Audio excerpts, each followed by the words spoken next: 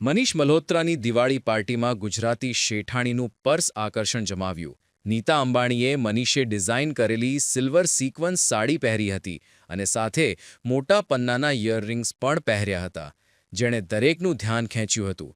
પરંતુ તેમના તરફ સૌથી વધુ આકર્ષણનું કેન્દ્ર તેમની સેક બિજોવ બેગ હતી. આ બેગ હર્મેસની જાણીતી બર્કિન બેગનું ડાયમંડવાળી સ્પેશિયલ એડિશન છે. રિપોર્ટ અનુસાર સેક બિજોવ દુનિયાનું સૌથી મોંઘું હર્મેસ બર્કિન બેગ છે અને આવા માત્ર 3 જ બેગ્સ છે. આ એક બેગની કિંમત લગભગ 17.7 કરોડ રૂપિયા છે.